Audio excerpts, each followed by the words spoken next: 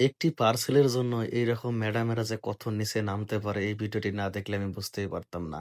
দেখেন parcel man young বয়সের কচিকাঁচা একটা ছেলে পার্সেল দিতে এসেছে। আর ম্যাডাম বলছে, "থাক তোমার ব্যাগ খোলার দরকার নেই, তুমি আমার সাথে আসো।" দেখেন তাকে ডেকে নিয়ে এখন সোফার মধ্যে বসাবে। আমরা কিন্তু জানি যত পার্সেল ম্যান আসুক সবাই কিন্তু তাকে গেট থেকে বিদায় করে দেয়। আর এই ম্যাডাম দেখেন ঘরের ভিতরে এনে সেই পার্সেল ম্যানকে সোফাতে বসতে দিল। বুঝতে পেরেছেন? এখানে অবশ্যই অনেক কিছু আছে দেখেন।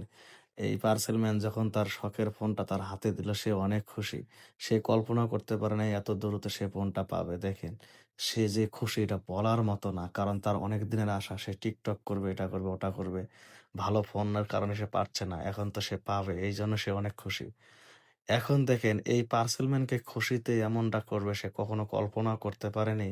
পার্সেলম্যান বলতেছে, "ম্যাডাম যাক আপনি তো আপনার ফোন পেয়ে খুশি। এখন আপনি আমার বিলটা পে করে দেন, আমি চলে যাই।" তখন এখন ম্যাডাম বলছে, "আরে দাঁড়াও তুমি তো যাবা। তুমি জানো না কত বড় আমার জন্য একটা সারপ্রাইজ নিয়ে এসেছো।" এখন দেখেন এমন সারপ্রাইজ এই পার্সেলম্যানকে দিবে কল্পনাও করতে পারবেন না যে স্বামীর যে আমানত, সেই আমানতটুকু এই পার্সেলম্যানকে দিয়ে খেয়ানত করবে দেখেন। এখন সে দেখেন কত খুশি যে এই বাড়িতে তুমি আর আমি ছাড়া কেউ নেই। শোনো, তুমি একটু বসো, আমি খালি যাবো আর আসবো। দেখেন যেই বলা সেই কাজ। সে কিন্তু পার্সেল ম্যানের দিকে একটু ইশারাও দিয়েছে। বুঝতে পেরেছেন? এবার দেন সে অনেক খুশি এবং পার্সেল ম্যান বলতেছে, "কি ব্যাপার? কিছুই তো বুঝলাম না। সে আমার সাথে এরকম করতেছে কেন? আমি তো আগে পরে অনেক বাড়িতে পার্সেল দিয়েছি। কেউ তো আমার সাথে এ ধরনের ব্যবহার করেনি।" তারা গিয়েছে, টাকা এনে দিয়েছে, আমি চলে গিয়েছি। এখন দেখেন সে তার রুমে এসে ফোনটা বারে, বারে দেখতেছে এবং অনেক খুশি। সে কিন্তু এখনো খুলেও দেখতেছে না যে তার ভেতরে ফোন আছে না অন্য কিছু আছে দেখেন। এবার সে অনেক খুশিতে এখন পার্সেল ম্যানকে টাকা দিতে যাবে। এখন টাকা দিতে গিয়েই ঝামেলা। আর এই ঝামেলা হওয়ার পরে দেখেন তার স্বামীর আমানত কিভাবে খেয়ানত করে। এখন দেখেন সে টাকা বের করতেছে তার পার্স ব্যাগ থেকে। এখন এখানেও টাকা নেই। এখন সে খোঁজাখুঁজি করতেছে। অনেক সময় তার হাসব্যান্ড মানিব্যাগ অনেক সময় বাড়িতে রেখে যায়। এখন সে মানিব্যাগ খুঁজতেছে। হ্যাঁ, এই যে সম্ভবত মানিব্যাগে টাকা আছে। এখন দেখেন সে এই মানিব্যাগটা খুলবে।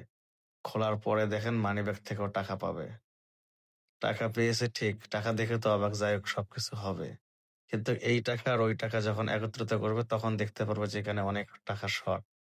এইদিকে মনে করেন যখন পার্সেল ম্যান অনেক ইয়াং, হ্যান্ডসাম, দেখতেও ভালো লাগতেছে তখন দেখেন পার্সেল ম্যানের সাথে সে কি কাজটা করে।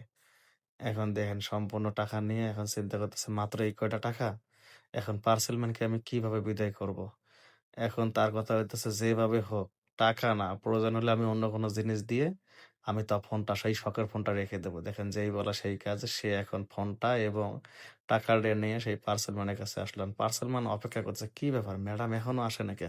কিছুতেই বুঝতেছি না। সে কি আসলে আমাকে টাকা দেবে না কি করবে?" এখন দেখেন ম্যাডাম এসেছে। "ও ম্যাডাম আপনি এসেছেন?" ম্যাডাম এসে তার হাতে টাকা দিল। এখন ছেলে তো দেখেই অবাক। "কি ব্যাপার? এখানে আপনি কয়টা টাকা দিছেন? এত কম টাকা কেন? আমি তো কিছুই বুঝতে পারতেছি না।" এখন দেখেন, এখন তো মনে করেন এইদিকে এখন ছেলে বলতেছে যে পার্সেল ম্যান, "আরে ম্যাডাম আপনি কয় টাকা দিলেন? এই কয় টাকা নাকি?" তখন এখন সে তো অবাক। এখন বলছে, "দেখো আমার স্বামী তো বাড়ির থেকে গেছে ঠিক আছে, কিন্তু সে তো টাকা রেখে যায় নাই। মানি ব্যাগটা এই কটা রাখা টাকা।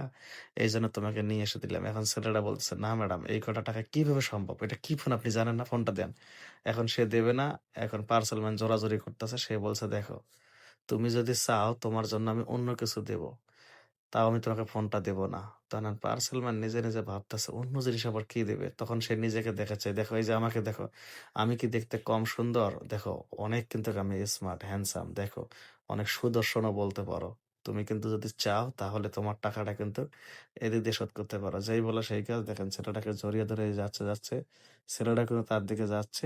এই ছেলেটা এখান থেকে ঘুরে দাঁড়াবে। দেখেন এখন ছেলেটা উঠবে। এখন ছেলেটা বলবে, "আপনি কি মনে করছেন, হ্যাঁ? সব পার্সেল ম্যান কি এক? হ্যাঁ, আমি মানছি আপনি দেখতে অনেক সুন্দর।